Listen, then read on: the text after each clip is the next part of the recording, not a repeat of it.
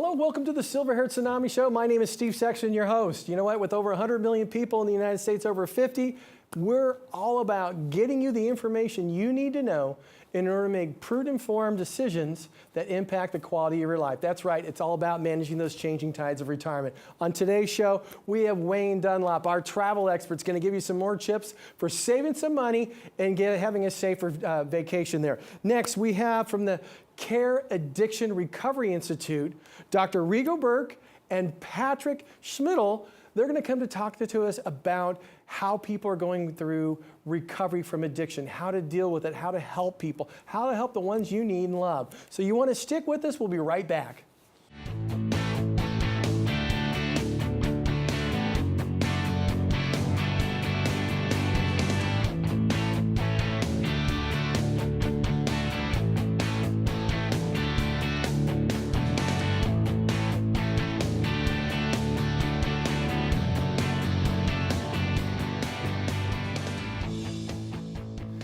Hey, today's tip, it's a big one. Here's why. You know what? Most people start coming off vacation and they went to that wonderful place.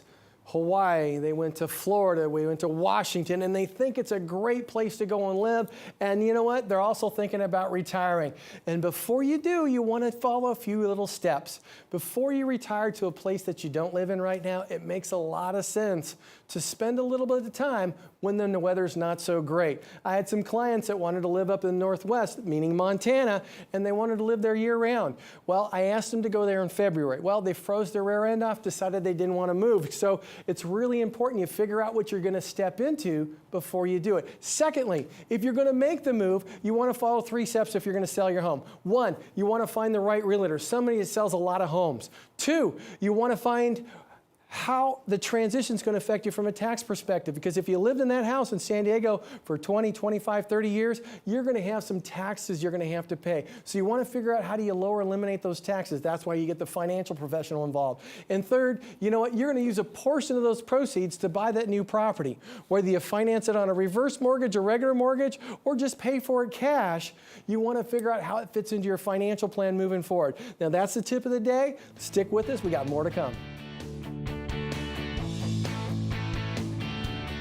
Hello and welcome back. You know what? We have a wonderful segment for you here. Hey, cruising, it could be a lot of fun, and there's a wonderful way to find bargains. That's why we have Wayne Dunlop. As you know, he's the author of Plan Your Escape. It's how to, you know what, go travel the world on less than what it costs to live at home. Hey, Wayne, welcome to the show. Thank you for having me. It's wonderful to be back. You know what? You impart such wonderful information for our viewers. They just love it. Now, my understanding is you've been on over 30 cruises, you and Pat, right? That's correct, yeah. You know what? Now, there's a large number of boomers, and it's just getting larger that they enjoy cruising. Could you kind of fill us in on that? Yeah, you know, cruising is a wonderful vacation. You know, you can relax, you unpack, you don't have to unpack between destinations. It also can be very economical. You think about it, it's all inclusive because it includes your transportation, your lodging, your food, movies, you know, lectures, swimming, dancing, beautiful entertainment shows. You know, we just love going cruising. We've gone to the Caribbean, Mexico, Asia. You go to, you know, off to Europe, the Mediterranean. And then we've done some really unusual smaller boat cruises. Okay, so what's some of the really unique cruises that you've done? Yeah, you know, there are some really fun things. And the big boats are fun, but it's fun to get to smaller boats and get to more unique destinations. One of the best ones we've done was the islands off of Fiji. We did what's called the Blue Lagoon cruise. Oh, God, it was gorgeous. Every morning waking up to a beautiful beach that's uninhabited. It's amazing. We also took a fluke boat down the Nile River. And we've taken little boats through the Tahitian Islands. We took a boat down the Great Barrier Reef Islands, which was really just stellar. Yeah. Wow, wow. Now, you know what? Cruise ships are getting larger and larger. And you know what, is there a way to, you know, go and find bargains for those large cruise ships? Because we have more and more people looking to cruise. So, you know what, how's the cost working on that? You know, saving money on a cruise is very important. And what happens is the cruise ships know that certain weeks of the year don't sell out. They've been in business for years, decades, and they know that there's some don't. So what they do is they dump those off to discounters. And one of the best ones that we found, and we've used them over and over without a problem, is vacationstogo.com. Vacationstogo.com. And they're wonderful. You can search different destinations around the world, whether you want to go to the Mediterranean or Caribbean or Asia or Mexico, whatever, Alaskan cruises. And you find these great bargains. You can even research the different itineraries where they go. It's really nice. Well, now that leads to the next question. How can you check out cruises and the excursions that you have that you can take on cruises? Right. Well, you know, one thing is that what you don't want to do is find a smaller ship or some other ship, and it's just a bummer. You don't want to get that. How do you know? And so we use a website called cruisecritic.com, cruisecritic.com. And what you can do is you just type in your cruise, type in the dates, type in your destinations. You can even type in excursions to see if they're worthwhile. And there's all these user reviews. And so you just read about them, and the users will tell you, though, this was a great excursion or this was a not so great excursion. And so you can really custom make your cruise and with great user reviews. So in other words, you can say, hey, this sounds like a great cruise, but the critic can come on there and says, no, this is the time of year where it rains and it's real windy. You don't want to go. Or this operator was just a bum. They took us to some place and they made us do whatever we didn't like. So you can just read about those kind of things. Or the cruise in general was didn't live up to what they said it was going to. Okay, I got to ask you about this. You've talked to me about repositioning cruises before. Tell us about that. How do you go about finding them? How do you go about getting those? Repositioning cruises is one of the major travel secrets that North Americans don't know about, and they're wonderful. And the way this works, for example, in the Caribbean season, the ships go round and round the different parts of the Caribbean. And when the season ends, they move those ships to someplace else. That's called a repositioning, okay? And typically in that example, they move them over to Europe. And so what we do is we jump on one going from Florida, and we took it over to Barcelona last year. And then we went through Spain and drove through France, up to the Loire Valley. This way we start off our trips to Europe. They're wonderful because you can rely, get to your destination relaxed. Mm-hmm. There's no jet lag. And get this is the most beautiful part. Because they're not known, we get a 2-week, 4-star cruise. We're talking about Princess, Royal Caribbean, All America, the top guys. $700 a person. That's inexpensive. That's real. You can't fly over there for that kind of pricing. No. Yeah, so it's cheaper than flying. So repositioning cruises is something that when you have time, because it takes about 2 weeks, and they drop a few port of calls, it's a beautiful way to get over to Europe. Now, my understanding is you're about to go on yourself, right? We are. We're just, in a week's time, we're taking off. We're going to go, this time we're going to go from Florida up to London, and then we're going to go and drive through Portugal, the English countryside, and Ireland. So we're really looking, we actually have bags out now, we're packing for the trip. Oh, okay. Now, my understanding, Alaska is a good bargain now, is that right? Alaska's an amazing bargain, and I'll tell you why. What happened, we all can remember there was concerns about Mexico about 3 years ago, a lot of drug issues and things like that. But the concerns still prevail in a lot of North Americans' minds today. So the cruise companies have a hard time selling the Mexican Riviera cruises like they have. So those ships had to be moved someplace else. And a lot of them got moved up to Alaska, creating this oversupply. 3 years ago, we went on an Alaskan cruise. We paid $400 for a 4-star Princess cruise. It was amazing. Now, they're getting a little bit more expensive but as summer comes along. Go to vacations.com, go down to Alaska, and you'll see them as we get closer to summer. You'll see them for $600 or $700 for the week. So, well, that's still very inexpensive. It's a very good deal. Yeah. Now, you know what? Those excursions that you take on the cruises, they can be pretty expensive. What are ways to find some good bargains there? Right. Well, they have gotten expensive. Sometimes they're marked up like 3 times what you would normally expect. I know. So that's been a big concern of a lot of people, but there's options. We're starting to use a company called Viator, Viator.com, Viator. And what they do is they have excursions all around the world, not just cruises, but anywhere in the world. But you can go to your location of the cruise, and they'll have less expensive options for excursions. Also, one option we're doing a lot, we meet an interesting couple, like you and your wife, on the ship, and we team up with them. And we get a couple couples, maybe 3 couples, and then we go out and we rent a van. And we put together our own trip. And you share a van 3 ways. It's really inexpensive. You can have your own trip. The van will have it for the day, and it's a nice one. Then we get to meet the couples, have a lot of fun with them, et cetera. Now, just one other tip that you've learned while taking cruises. Just one? Just one. I know there's a lot, but we only have about a minute left. I say the best one I can give is that for the budget-conscious cruise person, book an inside cabin. Once you walk out your door, you have all the rights and privileges and benefits of any other cruiser on that ship. And they're much less expensive than the more expensive cabins. So you can save thousands just by doing that. Just doing that, inside cabins. Wayne, thank you for being on the show today. This is wonderful. You know what? Everybody, if you would like to get information that you want to pick up, that you couldn't pick up, that you didn't get the websites, go to our website at the Silver-Haired Tsunami. Stick with us, we'll be right back. Hello and welcome back. Last week we talked with Paula Shaw about addiction, whether it be candy, exercise, too much plastic surgery, alcohol, drugs, the whole shot. This week we have the group from the Clinical Addiction Recovery Institute. We have Patrick Schmidley and Dr. Rigo Brook.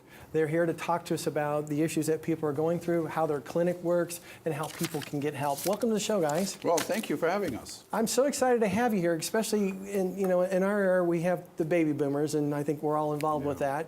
But there was a lot of issues that I see with people with baby boomers, and one of the big questions I have is, do we see the same issues with the baby boomers have with their kids? Well, there are certain things that have to do with growing up. You know, the baby boomers were the ones who, sex and drugs and rock and roll, right? Well, of course, the kids are continuing that. Sometimes they're rebelling against that, what parents do, but the normal baby boomers, we have grown out of the more intense living out this kind of cry of our generation. Some of us are still stuck in it, I like the way you said us. Well, I'm a baby boomer too, so I'm right in the middle of the wave, Now, when it comes to substance abuse, what is the primary drug of choice? So you would be surprised, despite the press attention on opioids and as part of that heroin, the primary drug of choice is still alcohol. And it's probably around 70% of all drug use is related to, or drug abuse is related to alcohol abuse. Now, you know what? I kind of want to really get to this because you guys run CARE, and we have people who are watching the show right now that go, you know what? I need to get my husband help. I need to get my son help. I need to get somebody help. I need to get help. What's the first step should they be taking? Pick up the phone and call us. That's the easy answer. Yes, that's correct. There is, it is very hard. It's very heart-wrenching if you have somebody that you care about and you see them being affected by a substance in a way that it is noticeable to you, but they don't seem to be willing or able to notice that there's a problem, there's difficulties, And then the family might get together and say, how is dad doing, or how is mom doing, what are we going to do for the next family function, do we have to hide all the alcohol, or do we have to go through the house and make sure there's no pills anywhere that they would pick up, it can get to that point. So there is a protocol out there that is called CRAFT, Community Reinforcement and Family Training, that you can pick up a book, How to Get Your Loved One Sober at Amazon, and this is a way, how can you address that with your loved one in a way that is engaging? Not confrontational like a lot of the intervention things are, but kind of like stay in touch and find a way to interact with them, but then through changing your interaction with them, get their motivation up to change their behavior, that they are willing to seek help. So, you know what, we got them to seeking help. What type of treatment works best?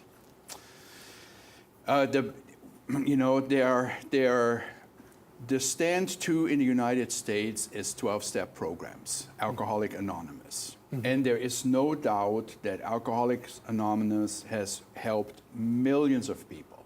But there is more than just the 12 steps. Some people get really fanatical about this as if that is the only way. But our government has spent multi-millions of dollars to do very high-quality research to find out what treatment works.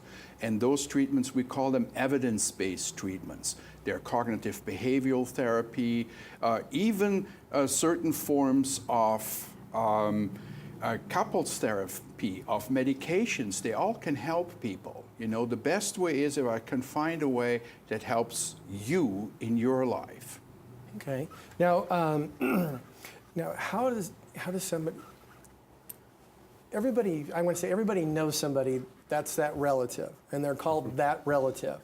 And when that relative decides to get sober, how can other family members support that relative who's trying to stay sober? Well, the best way is to engage, right? To do things, to do fun things together, right? Because oftentimes when people start using substances, they start to separate and isolate. You know, they just sit around at the family meeting or at the birthday party, or they retreat to the garage, right? Or they're in their own little cave because they have to keep on using in order to function. Typically, they don't feel good about it either. So if you can get them to go out, you know, go play around, now that they're sober, go play around the golf, go on a walk with them, you know, engage and do some fun things. You know, that's a really great point, because a lot of times, well, I'm not going to say a lot of times, I'm just going to say from personal experience, not my family, but, you know, I go to one friend's house and they say, hey, look, you know what? Nobody's drinking because Paul stopped drinking. Okay? But they don't say nothing to him. They don't have any conversation. So it'd be very, very important to make sure, as a family member, you'd want to engage that individual to make sure they're part of the family and it is part of their recovery. Yeah. Okay. Yeah. Now, is it good for the family to get involved with part of the recovery? I mean, go to some of the sessions, or? I would say so. You know, you should know if you have somebody that suffers from a condition, right? You will get informed if they have a heart condition, if they have a kidney disease, if they have cancer. You inform yourself, right? Oh, yeah. The same thing when you have a substance use disorder, right? You should inform yourself. That way you know what to do and what not to do. That way your sense of anxiety and uncertainty and that awkwardness that comes up disappears, right? Usually people who are solid and engaged in recovery, they can talk about it. They don't mind talking about it, right? So that awkwardness, oftentimes people who are in recovery don't even mind if other people drink. You know, I still would prefer and counsel people, you know, if you can, keep it out of the house. That makes it real easy. My ex-wife, who got me into this whole field, was a recovering alcoholic, and she told me about that. And for the 15 years we were married, we never had any alcohol in the house. And if people would come over, we wouldn't serve it. We would tell them, if you want to have something to drink, some wine or some beer, please bring it with you. So how do you know what, you hear so often about this star or that person, hey, they're going to rehab. And they're motivated to get sober, but they seem like they keep going back to rehab, okay? So, you know, how do you help people stay sober when they're doing that? Or is there some issues that, you know, my personal feeling, and I'm probably wrong, is I don't think people are ready to get help until they're ready or until they've hit that bottom. And I'm probably wrong with that. I just, you know. Well, you need a motivation. You know, you got to have a reason why you want to do this instead of that. And, you know, this is really, if I could say something really clear, look, we know by now, substance use disorder is a chronic disorder that affects the brain. And the symptoms are that people just cannot stop using the substance. If it would work, just say no, then we wouldn't be in this situation anymore. You know, it is very complex, and there is a group of people that definitely will need professional help in order to be reaping the benefit of a sober lifestyle and recovery. Okay, now I appreciate that. When you get into technology, there's a lot of information in the press today about using technology as part of recovery. Now, how is that done? And my understanding is you also have, your institute has an app that people can utilize. And that movement is really in the nascent stages, especially in our industry. In other parts of the medical profession, mobile apps are already being prescribed to patients by physicians. But in our industry, we're at the very beginning stages of using technology, especially in the diagnostic phases of treating this illness. So one of the things that we've done is we've looked at what else is out there, and Rigo, Dr. Burke, he's the brainchild behind the mobile app that we've created, which is really a he's pulled it up on his phone here. but it is a treatment solution on your phone. It's kind of like having your recovery coach with you 24/7. So somebody just enters in on there and says, I'm having these issues, and there's a response? How does that work? Well, Yeah, there are a number of different features that are part of the phone, but it's really built around the notion of trying to identify at what point in time somebody is likely to relapse or use, and intervening before they do with another activity. So for example, there's a certain bar or a friend's house where they tend to use, whether it's alcohol or other substances, and we call it a place of danger. And you can input that address into the phone, and whenever they get close to that address, your phone will tell you, it'll give you an alert, says you're getting close to a place of danger, are you sure you want to go there? Why don't you go to a place of power instead? And there's a list of addresses with the places of power, such as the gym or the yoga studio or the beach, and it's sort of this notion of identifying when unwanted behavior is about to occur and then pointing them towards a different activity that is a wanted behavior. That's wonderful. Dr. Burke and Mr. Smittle, thank you so much for coming onto our show. I'd like to, if it's okay, to share your information to our viewers, and hopefully we don't want to get you clients, but people need your help. So with that, I want to thank you for coming onto the show.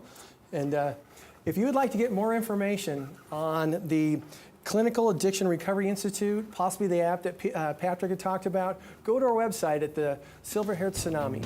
Stick with us, we'll be right back.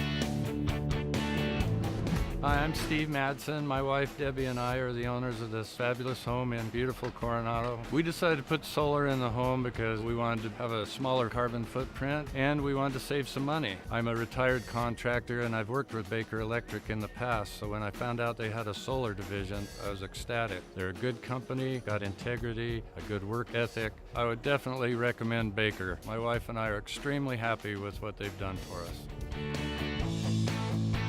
Hey, welcome back. You know what? One of the big things that we've been receiving this week has been emails. You know what? We're in summer here. People are going on vacation. But one of the big things is we have people who, you know what, they've got this big mortgage, they want to do other stuff, and they're trying to find the money to go and do extra things and go on vacation and do the wonderful things that they want. And we decided, hey, look, what are areas that we can reduce or eliminate some expenses and maybe redirect it to the things we want to go to. So I have Jonathan Gerotes. He's a vice president at Synergy One Lending, and he's going to help us out and see if we can help us out there. Jonathan, welcome to the show. Well, thank you very much. Always good to be here, and thanks for having me. You know, it's interesting. You talk about doing the things we want to do, whether it be travel, spending time with the family, those little getaways, and you know, the thing that I see, the biggest debt that people probably have, you know, typically is their mortgage. That's their biggest liability on a monthly basis, and that's what we have to kind of look at first. I mean, that's one of the things that I do, and I do, you know, mortgage checkups annually for people, where we're looking at it and making sure that the mortgage is the best suited. It's at the best rate, the best terms for their lifestyle at that particular time. And you know, years ago, people would use kind of their homes with stated income loan days, where people were really using it as an ATM. And I'm not advocating using a mortgage as an ATM, but instead looking at the mortgage and seeing how can we improve upon that for a lifestyle. And you know, give you some examples. I mean, if you want to travel, typically we need more income, right? Oh, yeah. That's what we need to do. So I kind of looked back to go, you know, what do we have for examples here? So I'm going to give you an example of a real life scenario here. Here's somebody they've been in their mortgage for 15 years. They started out at 600 grand, tinkering at about half that right now, right about 300 grand. They're at 6%. Interest rates are far better than 6% right now. But a lot of people are reluctant to kind of do something with that because they're 15 years into it. However, they're reaching this retirement time frame where they want to spend time traveling, taking vacations, going on a cruise, but they're limited on funds. So you take a look at that mortgage, you refinance that $300,000 mortgage, you save them, you lower their payment by $2,200 a month, Steve. $2,200 a month. That's Now, a lot of money.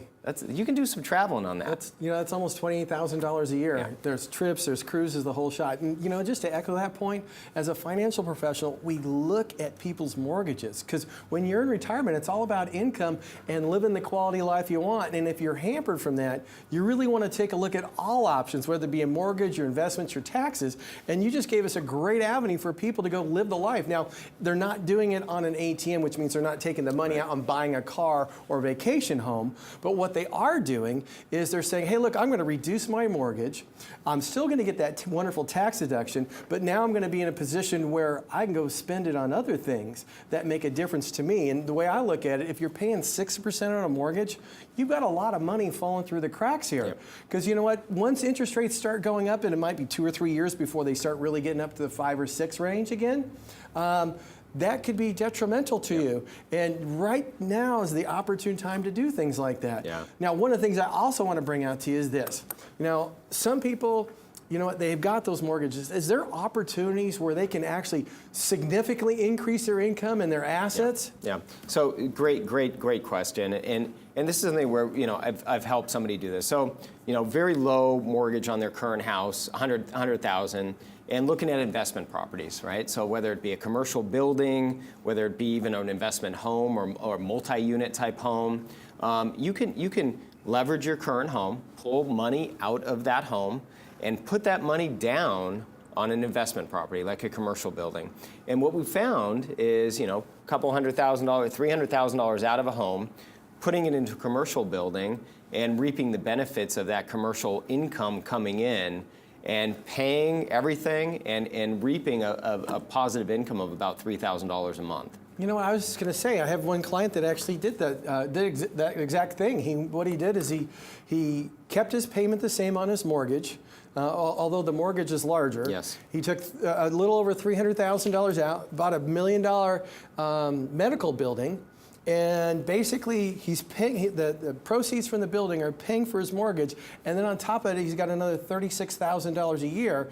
But what he also has is a $29,000 a year write-off from depreciation, plus the other things. He's paying taxes on none of it, so he's got free and clear income that's increased. And on top of that, when we talked about it, he's getting an increased equity in the building. That's a wonderful strategy. Thanks for sharing that with our viewers, JJ. Yeah, I think it's great, and it's just it's figuring out the right strategy for the right situation. Now, when you do things like that, is it important? Well, I believe it's important to have a financial professional with you, 100%. so they can make sure there's the efficacy of the strategy, because sometimes it's the right thing. Sometimes it's the wrong thing. It's not for everybody. Yeah. Neither of these strategies for everybody, and you have to make sure that it's the right thing because everybody's situation is different. That's without a perfect. doubt. Hey, thank you so much for being with us today. This has been wonderful. Hey, look, if you're looking to find that extra money to go travel, be with family, help out some of the grandkids, looking at a mortgage is a proper way to do that, but you want to make sure your financial professional's involved. For more information on what JJ just said, hey, go to the Silver-Haired Tsunami website. Stick with us. We got more to come. What a wonderful show. We had Wayne Dunlop, gave you some great information about travel. Hey, you want to go to that bucket list place? Go. If for more information you want to go to the Silver-Haired Tsunami website, we can get you more information to save you thousands on travel. Remember, we have the Silver-Haired Tsunami for Travel coming up July 30th. That's on Saturday between 11 and 1. Go to the website to get more information or RSVP. In addition to that, we have Dr. Rigo and Patrick from the CARE Institute. They told us how we could save many people who are going through addiction. For more information about that, go to the Silver-Haired Tsunami website. We'll see you next week.